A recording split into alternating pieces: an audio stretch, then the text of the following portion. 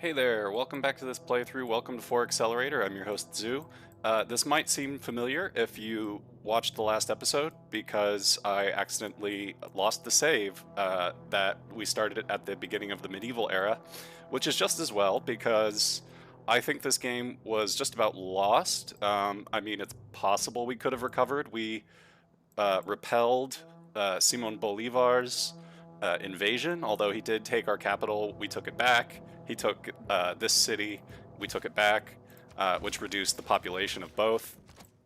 Um, and I mean, you'll notice. So we did repel the invasion, but he had walls, he had crossbows. There was no way we were going to attack him anytime soon. If I were going to play through, I would try to settle more cities, try to catch up in science, but the AI, especially Simone, was already pretty far ahead by that point, so I think the game might have been lost already. So I just wanted to wrap up this playthrough by looking at what went wrong, how the play went badly, what we could have done differently, and think about what we can do to win in the future. So, to show you how to beat Deity, it's not enough to just beat Deity all the time. I think it's important to show, uh, first of all, like the fact that I fail at it sometimes, and also like talk about what we can do to improve. So, what went wrong? I mean, I don't want to blame the start in the game entirely, but this wasn't a great start for us for a variety of reasons. For one thing, uh, we we did start on freshwater, which is good, but we have a bunch of plains tiles. It took us a while to get to some good farm tiles. We had to put farms down in order to get decent amounts of food, and even then, these maize tiles on plains aren't giving us a lot of food. And it wasn't until we got this wheat tile that we got a 3 food tile. And that just means the city grew very slowly. It's now starting to grow. After Simone took it in the last video, the population fell back down to 2, and that was part of why I think that was going to be a hard game to win from there on. But yeah, this start didn't really do us any favors. I mean, so it's a Highlands map, so we did have lots of hills, which is good for mines, which is what the Gauls want. But we didn't have enough food to really make use of that production. So that was part of the bad start. We also got very unlucky with the governor titles from the secret societies mode that is enabled because we, found a goody hut but didn't get the Void Singers invitation. We found Ubsonar Hollow, but we didn't get the Alchemical Society invitation. We met a city state over here. We met Brussels and got a free envoy with them, but didn't get the Hermetic Order. Or sorry, yeah, the Hermetic Order is the Alchemical Society one. The Alza Minerva, we didn't get that, and then the society I wanted, the Sanguine Pact, we still haven't gotten because we found one barbarian camp, but Brussels cleared it before we could get there. So eventually we got the other governor titles, but we didn't get the one we were after, which means this playthrough is not going to be that great. Right now, I was going to send these, and in fact, in the last episode, I started to send these Geisite over to attack a barbarian encampment that I know is down here because the scout found us and ran back that way. But I realized I needed to send these troops up to my cities to fight Simone off. And so that means I wasn't going to get the Barb Camp. I wasn't going to get the Sanguine Pact, which might have helped out and was going to be part of how I played this playthrough. And then once I repelled, the barbarian horde came and was attacking us at the same time Simone was. And then by the time I pushed Simone back, the barbarians had horses and swordsmen and crossbows, and it was going to be really hard to take that encampment and finally get our vampires. So that was, again, mostly bad luck that we didn't get the chance to clear a barb camp sooner and get the Sanguine Pact, and that we got unlucky with proccing the extra governor titles from the other secret societies.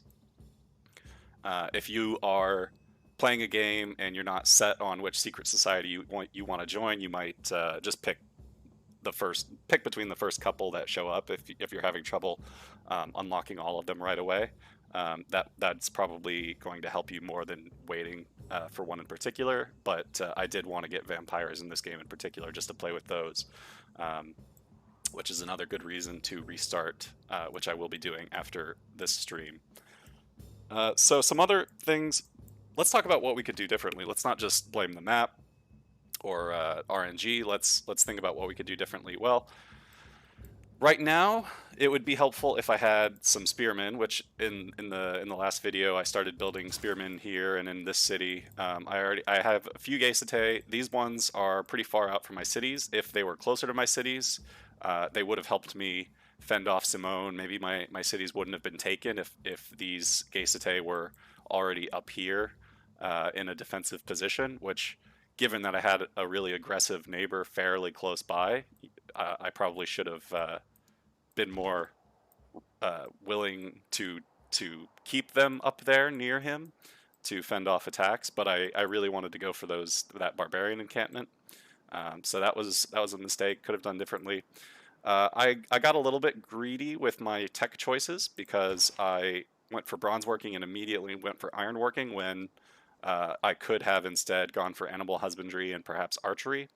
I don't think that was a huge mistake because really having some archers, of course, would have been nice, but really my second tech was the one that gave us spearmen, which is the counter unit to the unit that Simone actually did send, heavy chariots. They'll get I believe, +10 bonus to cavalry, which is the same as the +10 our Gaecitae would get against the unit with a higher combat strength. But then the spearman also has 5 base combat strength over the Gaecitae. So the spearman is the counter, and we did make those fairly quickly. And in fact, it was important that we get out a settler as soon as we did. We wouldn't have wanted to waste more time. So I created units about as quickly as anyone could be expected to be. It wasn't as if I completely ignored my military. I made a couple extra Gaecitae, I made this slinger, and the main thing I could have done differently, aside from not building that settler, which I still maintain was a good idea, because you don't want to delay settlers too much. I could have not built the monument that I chopped out, and I could have instead chopped out a spearman or another Gaecitae to keep around my cities. And with that, if I had that Gaecitae or spearman out already and near my cities, and especially if I had these Gaecitae, or at least one of them, over near my cities, then I think I could have fended off Simone, his heavy chariots, and kept him from invading my cities and taking them, even though I took them back. So I wouldn't say it's quite a misplay. I'm just analyzing to see like what I could have done differently, and I don't think I would have played it very differently, but I could have done a little bit. It could have been a little bit more military focused, given that I was next to a very aggressive AI with strong early game and in fact all game military potential.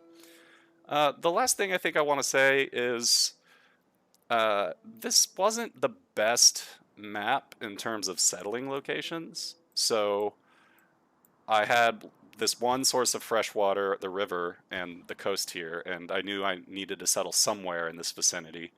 I could settle over here. There's no fresh water. It's on the coast.